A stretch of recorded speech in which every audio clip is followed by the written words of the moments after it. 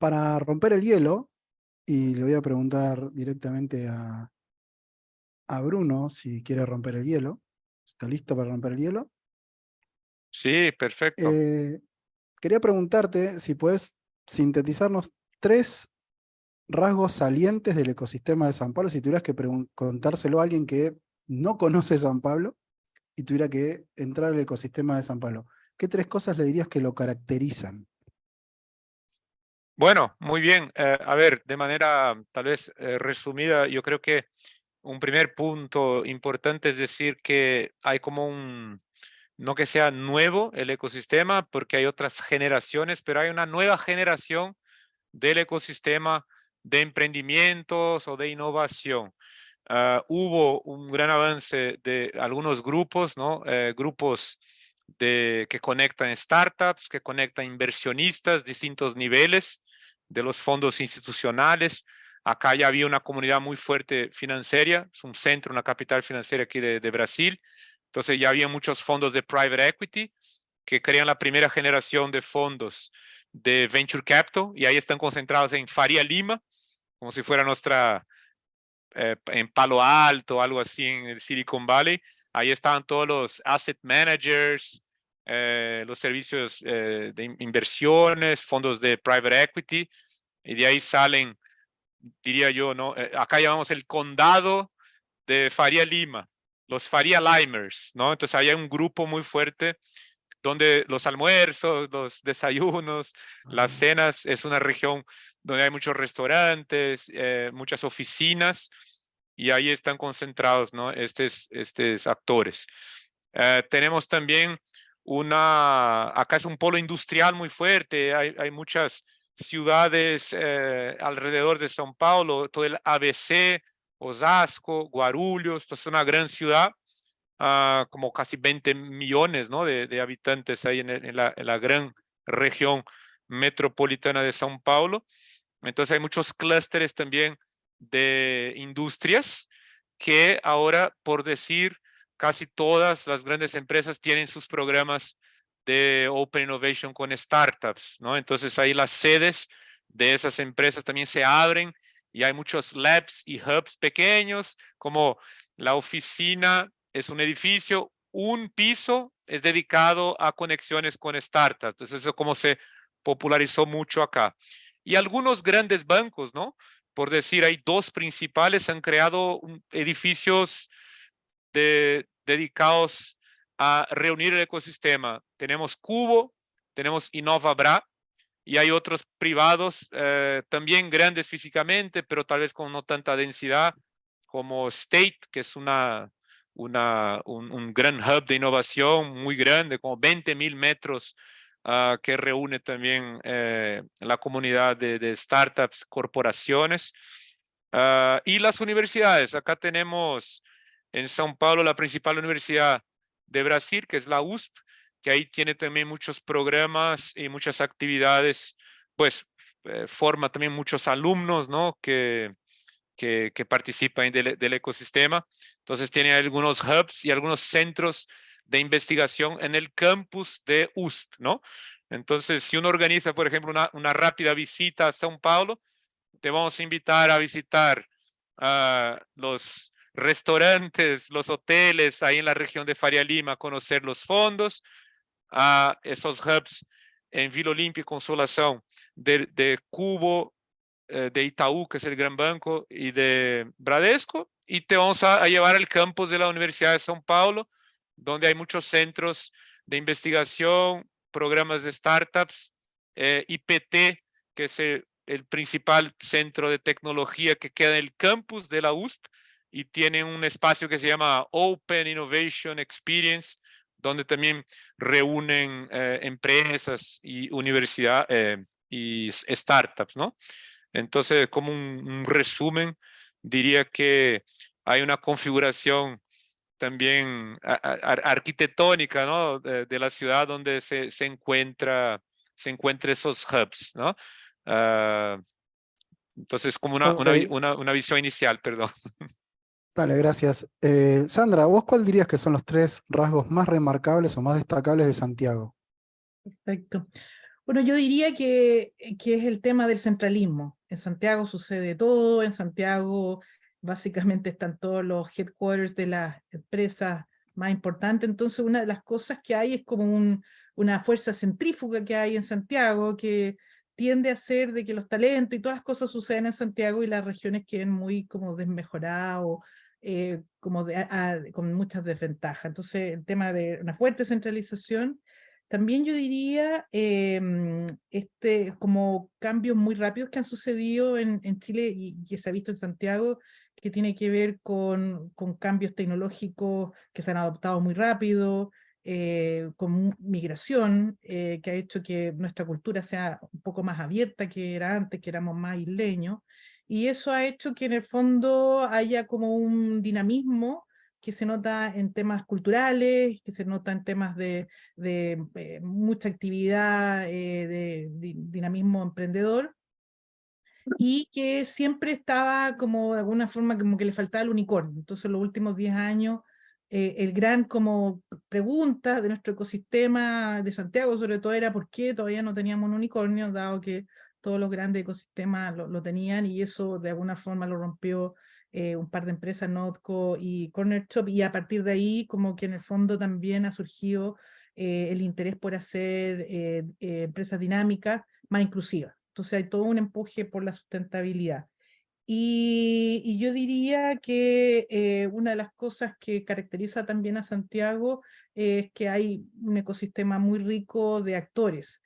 Hay, como pasa en Sao Paulo, mucho cowork, mucho incubadora. Lamentablemente acá se tiende a poner toda la incubadora, todas las universidades que de alguna forma son las más interesadas en hacer innovación, están acá, y eso hace que sea muy rico el ecosistema, y que en el fondo haya habido una aceleración en los últimos 5 años, yo diría, en nuestro ecosistema. Se está viendo muchas cosas, y eso hace de que no haya una política regional ni de ciudad en temas de emprendimiento dinámico, porque se asume que es de Chile. Entonces Chile, Santiago es como lo mismo, y entonces hay poco enfoque regional, y eso ha hecho de que los gobiernos regionales echen de menos un impacto territorial, como que el impacto está medio deslocalizado en Santiago, y muchos de nuestros emprendedores de alguna forma empiezan a ser exitosos y se empiezan a ir rápidamente a Israel, a Silicon Valley, a Brasil, y entonces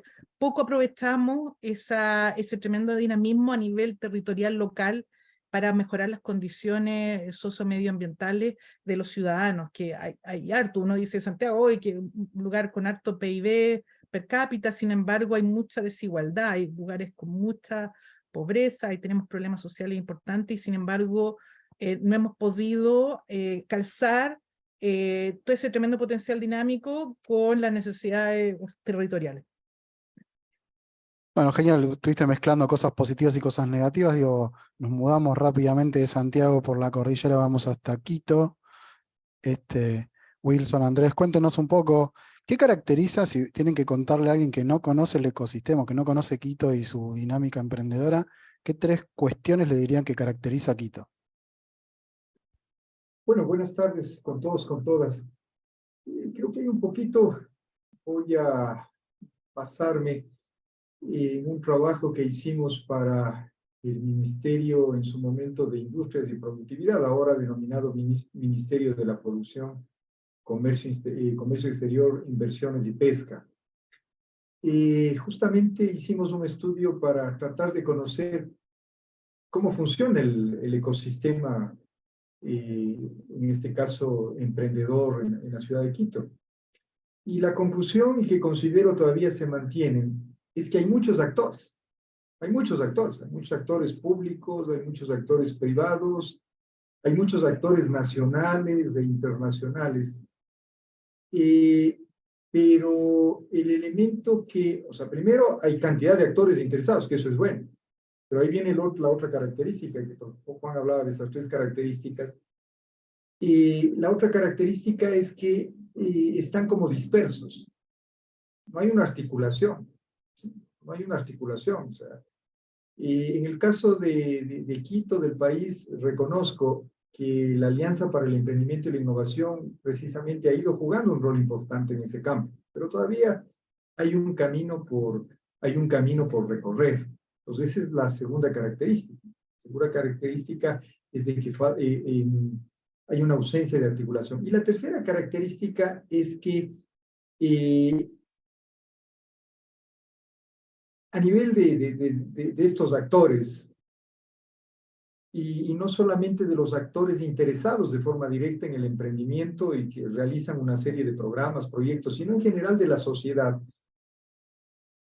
es que reconocen que si un ecosistema, ¿no sé? Es decir, hay un reconocimiento de la sociedad, eso es importante, hay un reconocimiento de la sociedad, de que si ese ecosistema realmente funcionaría bien, el impacto sería muy positivo en términos de generación de producción, primero en términos de generación de inversión, luego si hay inversión se genera producción y luego lo que la población necesita permanentemente, que son fuentes de trabajo digna. Entonces yo vería esos tres elementos. Lo uno es que hay una gran cantidad de actores. La segunda característica, falta articular ese trabajo para potenciar de manera sinérgica esos esfuerzos. ¿Sí? Y tercero, es que a pesar de que probablemente su debilidad es de esa escasa articulación, es que sí hay un reconocimiento de la sociedad sobre su importancia, que eso se lo puede potenciar, Es decir, que el ecosistema en general, tal como funciona, todavía como que requiere un camino por recorrer para funcionar como ecosistema, porque a ratos la palabra sistema, la palabra ecosistema, la palabra subsistema, yo a ratos he visto que como que hay un uso y a ratos un abuso, porque el momento en que uno empieza a ver si lo que llamamos sistema, ecosistema, subsistema realmente funciona como sistema, nos vemos que en la práctica no está funcionando, porque el concepto de sistema es de que esas partes funcionan de manera interrelacionada. Entonces, es un poquito lo que quería resaltar acá de lo que podríamos señalar yo lo que podría decir que ese ecosistema está en construcción de que funcione como ecosistema. Yo creo que ya hay señales, ¿no? Como vuelvo a señalar, por ejemplo, la Alianza para el Emprendimiento y la Innovación ha jugado un rol importante, pero todavía hay un camino por recorrer para lograr esos efectos positivos de cuando algo sí funciona de manera sistémica, los resultados se potencian porque las partes funcionan de manera interrelacionadas en función de un objetivo común. Genial, clarísimo, Wilson, gracias. Me voy a Bogotá. León, contanos entonces cuáles serían, para contarle a alguien del exterior, los 3 elementos más destacables de Bogotá como ecosistema. Bueno, yo creo que ecosistema, Bogotá como ecosistema de emprendimiento se ha venido desarrollando en los últimos 10, yo diría 20 años, para lo que existía hace 2 décadas. No somos ni la sombra, ¿no? de lo que era ese ecosistema incipiente, precisamente también por la dinámica demográfica que hemos tenido, que ha llevado también a una concentración de población. Y eso ha redundado en que pues ahora tengamos, digamos, 3 elementos fuertes que han impulsado el ecosistema. El primero de ellos son el crecimiento en las alternativas de financiación y las fuentes de recursos disponibles. El segundo de ellos es el acceso a nuevos mercados, tanto interno, el mercado interno de Bogotá, que en realidad pues nosotros al 2030 vamos a ser una de las 20 megalópolis a nivel global en términos de población y desarrollo digamos, de servicios. Y entonces eso pues hace que el mercado sea fuerte y también las oportunidades que se están dando para exportación. Y por el otro lado también la especialización, ¿sí? Que se ha venido dando ya en los últimos 10 años en servicios sofisticados o con un alto contenido de valor agregado en conocimiento. Entonces eso ha abierto unas oportunidades para el emprendimiento muy distintas a las que teníamos digamos en el siglo pasado, ¿no? A finales de los 90.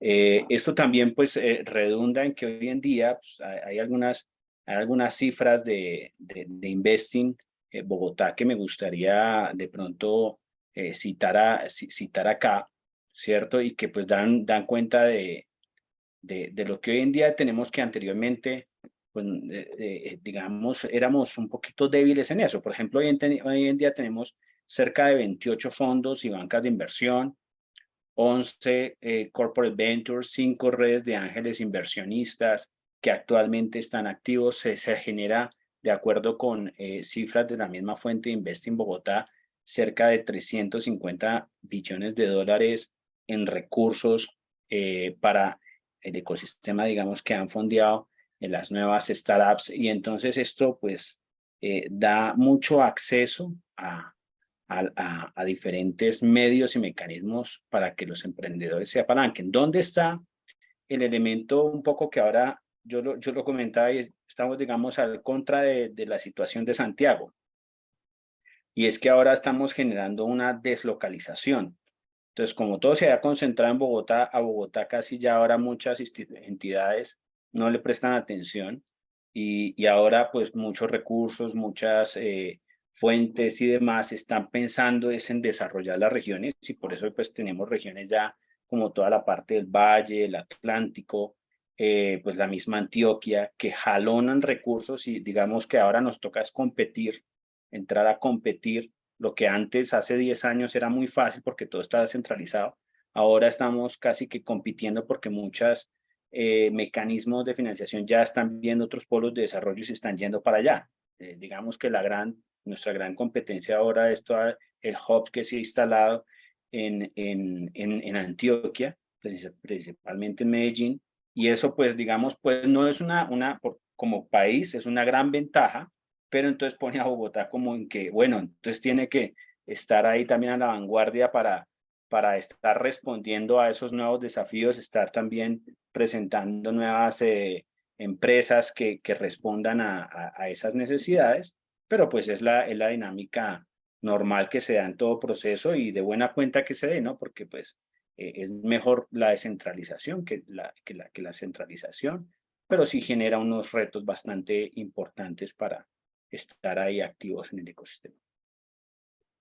Gracias. Me quedo con vos, León. Te hago una pregunta y te pido como respuestas muy breves.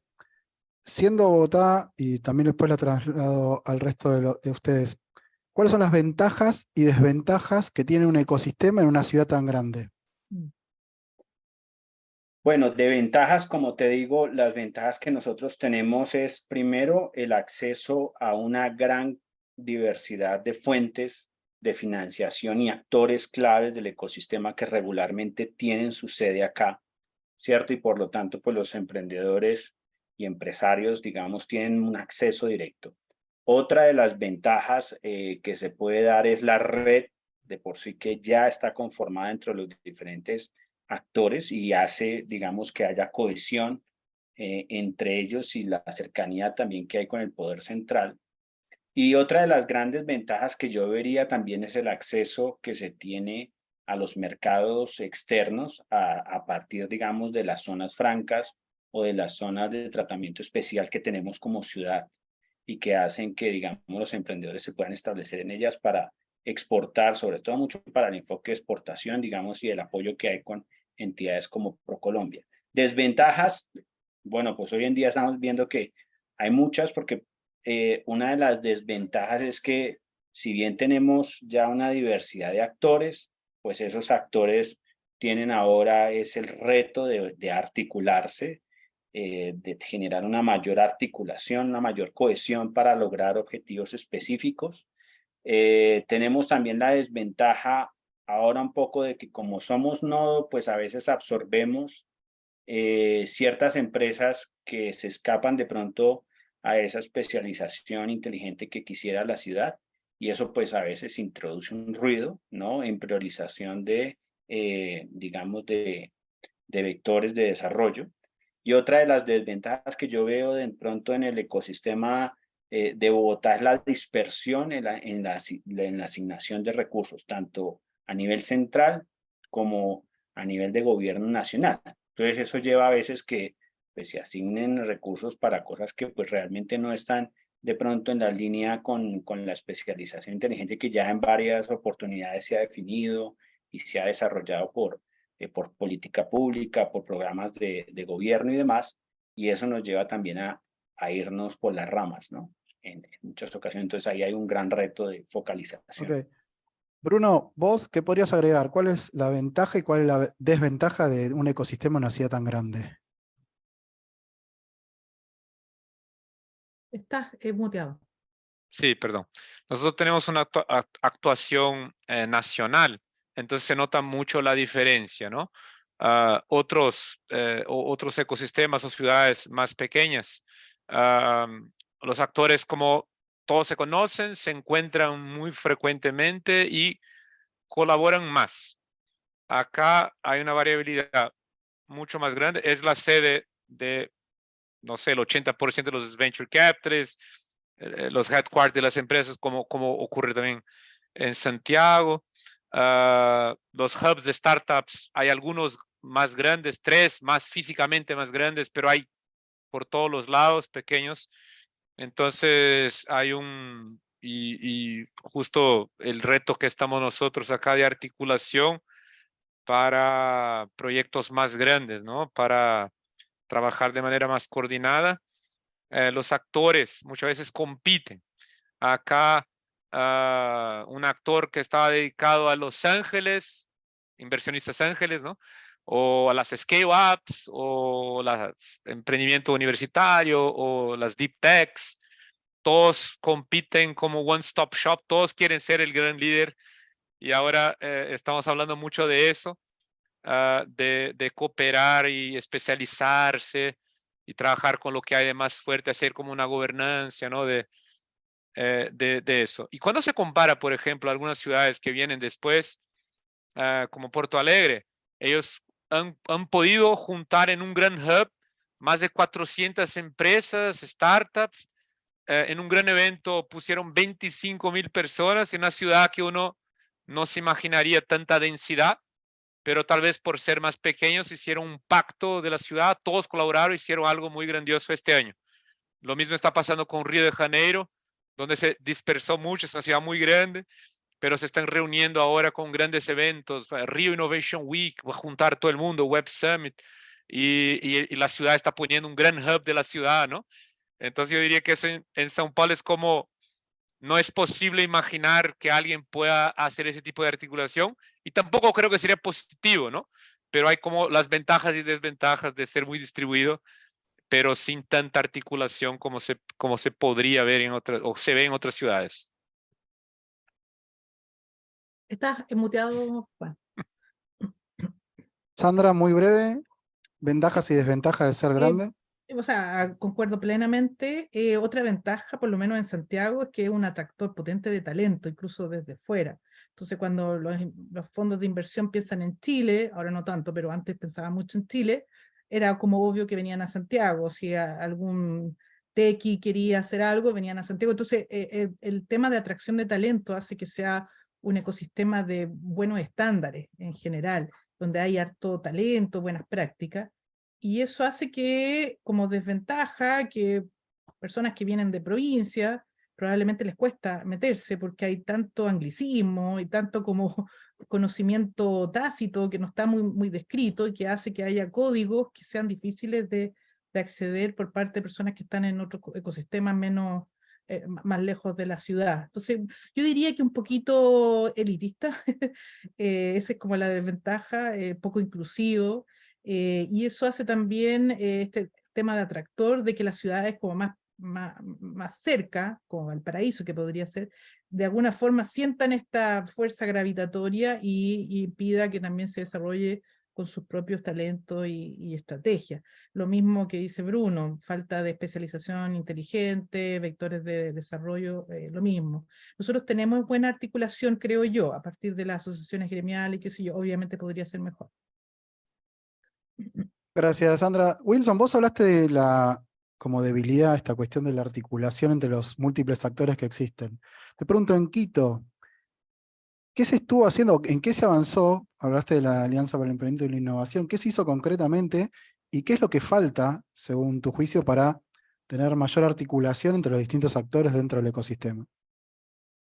Bueno, yo creo que hay que reconocer el rol que ha jugado la Alianza para el Emprendimiento y la Innovación. Y ahí nosotros hemos sido aliados inclusive desde cuando se fundó la Alianza para el Emprendimiento y la Innovación, cuando empezaba a tratar de incidir en precisamente cómo llamar primero a esos actores, que ahora son decenas de actores, y que al comienzo no había ninguna institución que de alguna manera haga una especie como de pivot para tratar de aglutinar a esos actores. Pero yo creo que ese gran avance primero es haber creado esa instancia, haber creado esa instancia. Creo que ese ya fue un primer gran avance. Y segundo, en el caso de la Alianza para el Emprendimiento y la Innovación, han ido creando una serie de productos que precisamente sirven desde la lógica de la provisión de servicios financieros, como también, sobre todo, de servicios no financieros, se conviertan en el pretexto para, de alguna manera, llamar, para de alguna manera lograr que esos diferentes actores no solamente que sumen, sino que multipliquen sus esfuerzos para que desde el punto de vista sinérgico, ¿no es cierto?, se vaya potenciando, ¿no es cierto?, en el efecto de un mejor funcionamiento, o más que de un mejor funcionamiento, de la construcción y luego de la construcción de la consolidación de lo que vendría a ser el ecosistema emprendedor de la ciudad de Quito. Entonces, yo creo que eso es importante resaltar. Ahora, ¿qué hace falta? ¿Qué hace falta? Yo creo que todavía hace falta, por ejemplo, de un actor que juega un rol importante en el ecosistema, sobre todo cuando ya los ecosistemas están maduros, cuando ya los ecosistemas realmente están funcionando como su nombre le indica, ¿no?, como ecosistemas, es decir, como esos espacios en donde todos los actores interactúan, o sea, no están aislados, todos interactúan, es las instituciones vinculadas al sector financiero, ¿sí? Por ejemplo, acá todavía existe una ausencia en la cual se debería trabajar.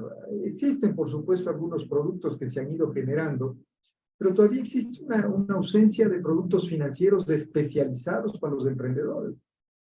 Por ejemplo, el mismo presidente de la República actual, el señor Guillermo Lasso Mendoza, en su campaña electoral, él ofreció crear, por ejemplo, un fondo de capital semilla de cerca de $300 millones y un poco más. Pero hasta la fecha solo quedó en el ofrecimiento. Solo quedó en el ofrecimiento. A tal punto de que, por ejemplo, las universidades están haciendo un trabajo, o estamos haciendo un trabajo. Por ejemplo, tenemos carreras de grado, carreras de posgrado, en donde se ha ido incorporando este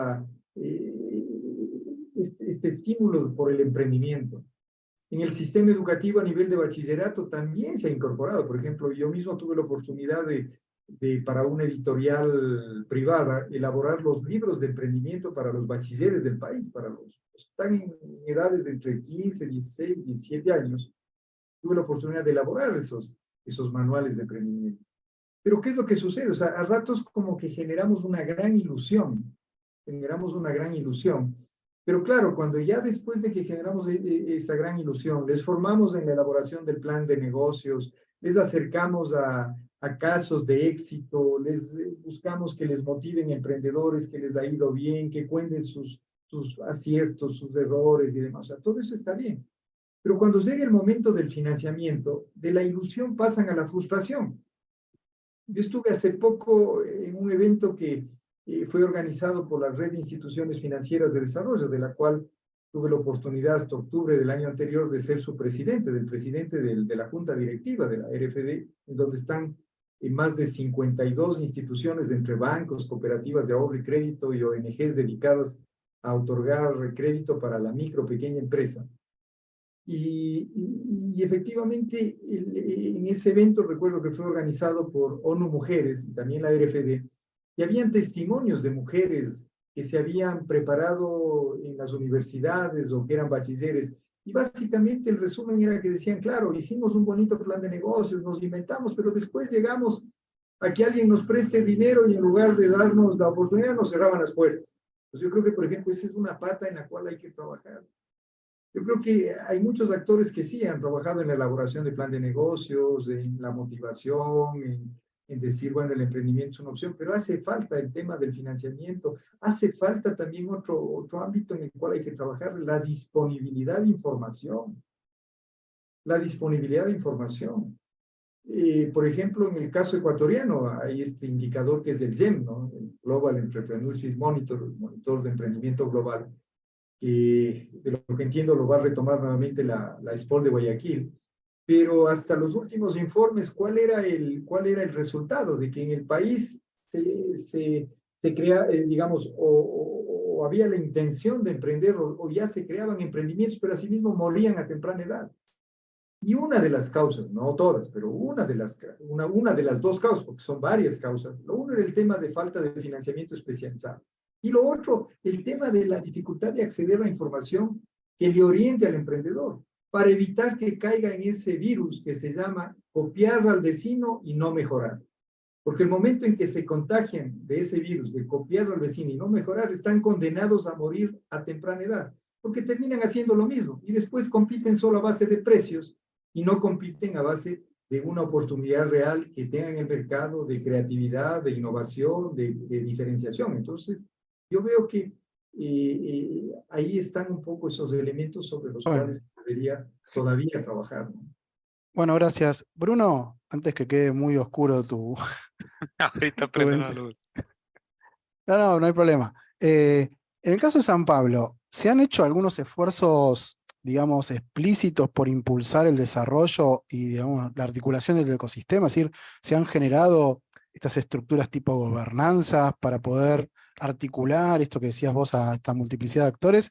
Y en caso que se hayan hecho, ¿puedes compartir algo de esas iniciativas? ¿Qué aciertos tuvieron? ¿Siguen vigentes? ¿No siguen vigentes? ¿Qué problemas hubo? Etcétera. Ya. Bueno, yo creo que en São Paulo es muy difícil que piensen como ciudad. Las entidades que están en São Paulo piensan siempre São Paulo Estado o Brasil. Entonces, muchos actores de São Paulo han buscado articulaciones nacionales y han buscado el protagonismo, el liderazgo. Creo que por creer que está en São Paulo, cree que es el más importante de la categoría.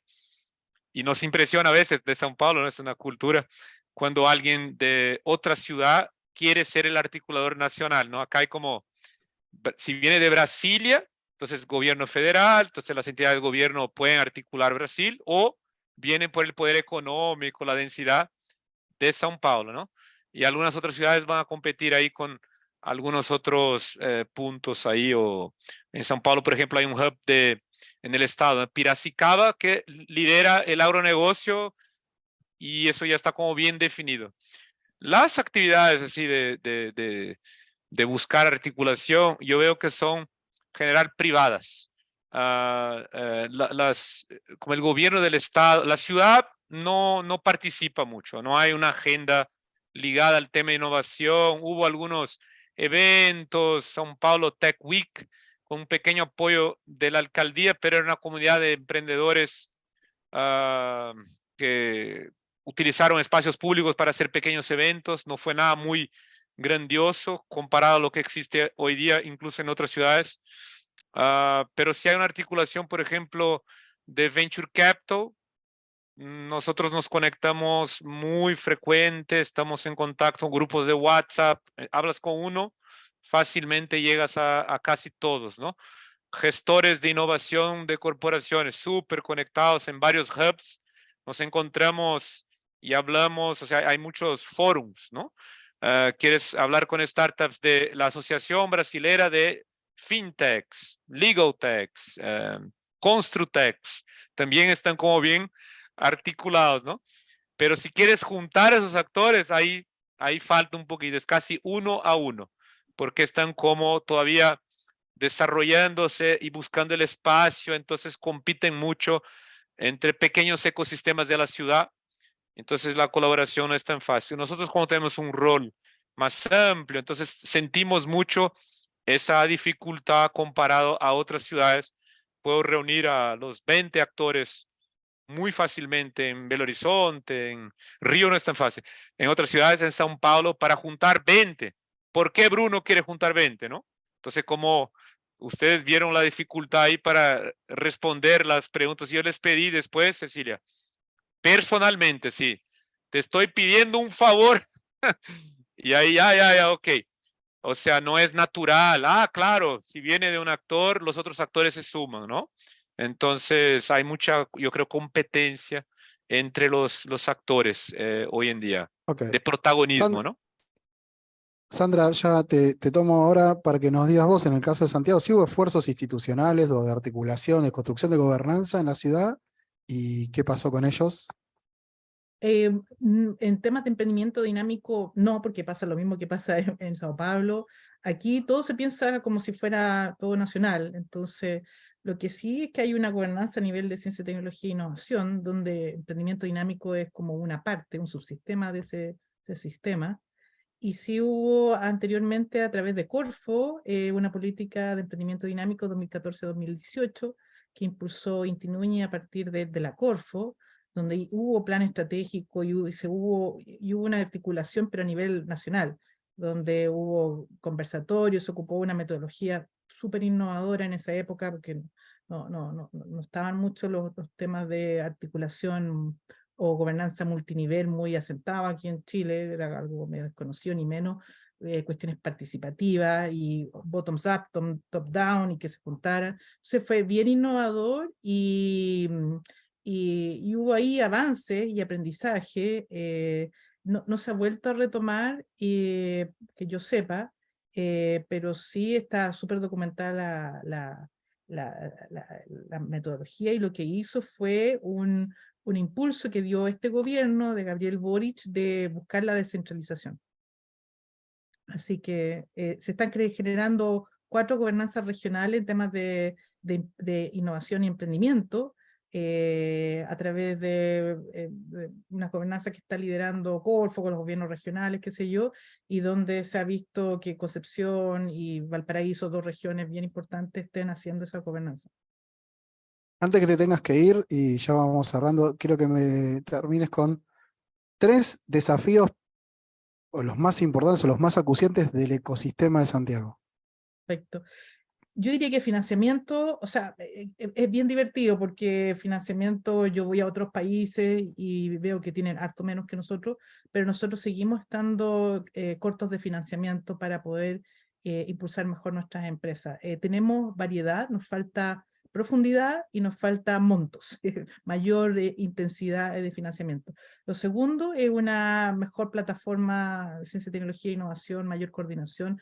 Nuestra academia no tiene los vínculos para poder hacer buenas transferencias tecnológicas, a pesar de que hay buena investigación y desarrollo en Chile, y se invirtió en todo un subsistema de oficinas de transferencia y licenciamiento. Y lo tercero tiene que ver con inclusividad. Está Corfo haciendo temas de inclusión para incorporar más mujeres, ha sido súper exitoso.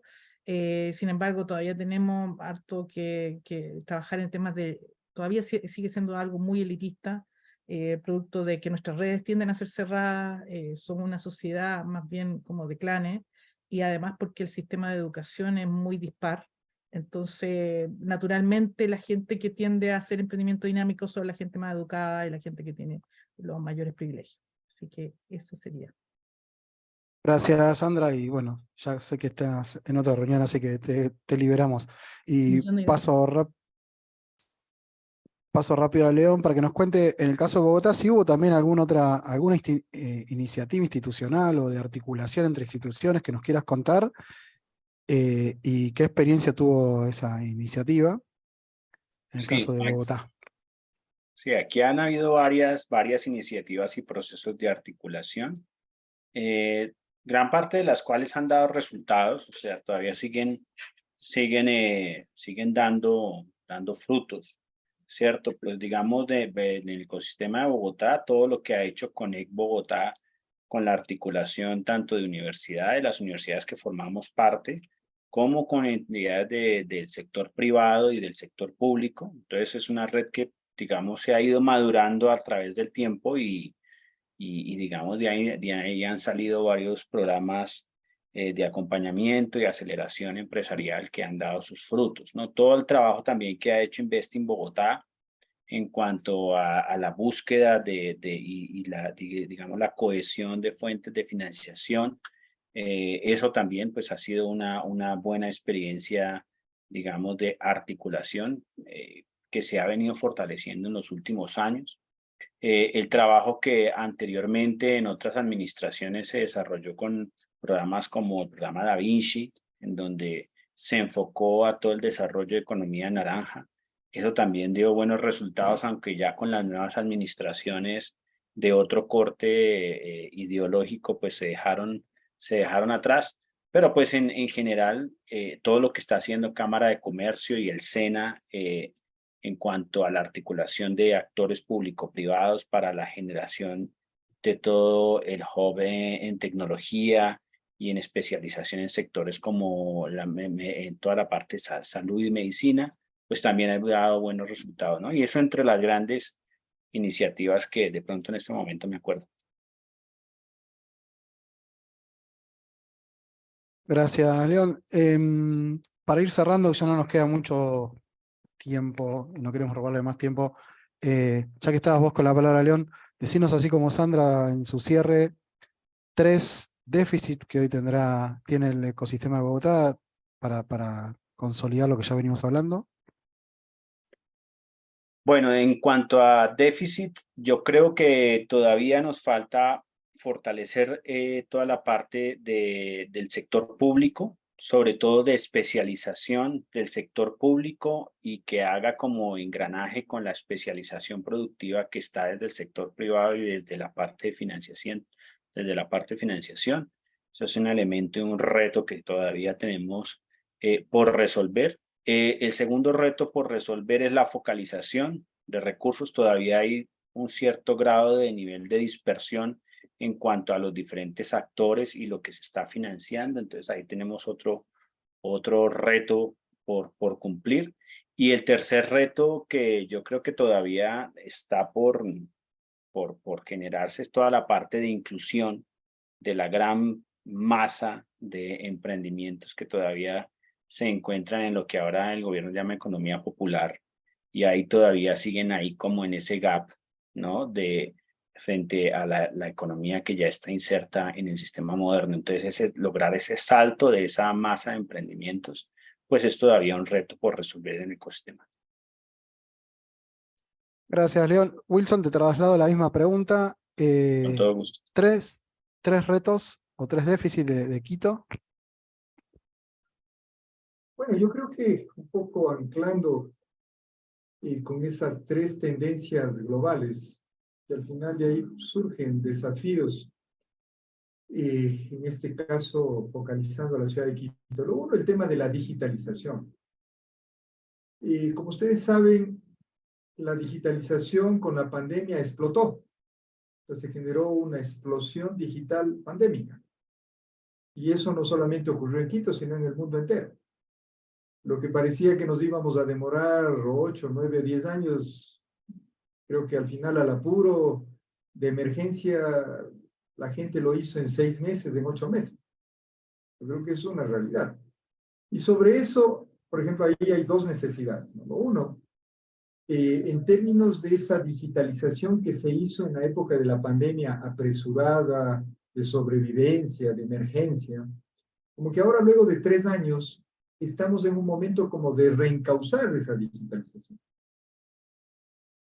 Para que esa digitalización efectivamente esté alineada con la estrategia de los negocios, de los emprendedores, que esa digitalización realmente esté alineada a las verdaderas necesidades y capacidades de quien implementó ese proceso de digitalización. Eso es lo uno.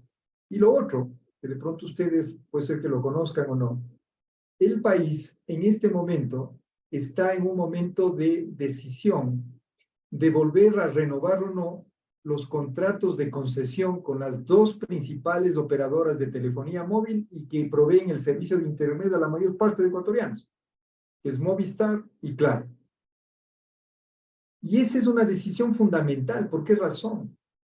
Porque la digitalización producto de que explotó con la pandemia, y creo que esa es la realidad no solo del Ecuador, sino de varios países del mundo, o de varias ciudades del mundo.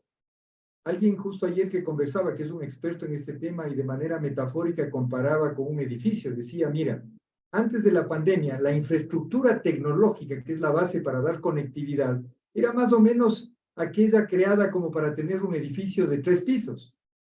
Entonces yo tengo columnas, cimientos y demás para 3 pisos. Pero dice, ahora esas mismas columnas, esos mismos cimientos que eran para 3 pisos, están soportando 6, 8 o 10 pisos. Por esa razón es que a veces la conectividad tambalea. Entonces, por ejemplo, ahora ese es un gran desafío. Porque yo recuerdo, algunos de ustedes o varios de ustedes han estado en ese evento que antes de la pandemia se lo hacía, que era el Foro MIF, organizado por el Banco Interamericano de Desarrollo. En el 2018, cuando estuve en Barranquilla, varios de los expertos de varios continentes, no solo de acá de América, sino de Asia, de África, me acuerdo, repetían que para que la digitalización funcione es necesario, sobre todo, una conectividad, no buena, sino excelente. Porque si no hay buena conectividad, todo lo demás es cuento. Entonces, lo uno es el tema de la digitalización, como ustedes ven, ahí hay 2 elementos. El segundo, el tema del cambio climático. Yo creo que ahí también hay una serie de elementos, sobre todo, que deberíamos trabajar en el proceso de concienciación. Y en ese ejercicio de concienciación hay una serie de oportunidades, por ejemplo, para los emprendedores. Emprendedores que se vuelvan sostenibles, emprendedores que se vuelvan verdes, emprendedores que se vuelvan inclusivos. Y la tercera, para terminar, es lo relacionado con el tema de qué sucede luego de 3 años de pandemia.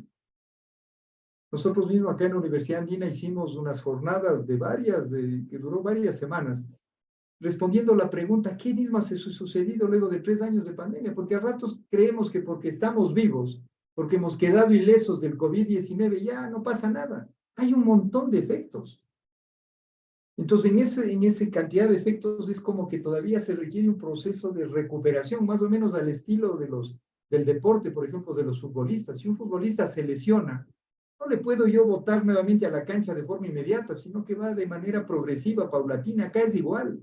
Los 3 años de pandemia hicieron que estemos ahí un poco medios lentos, un poco esperando cosas. Entonces ahora es un proceso. Entonces ahí hay un montón de desafíos.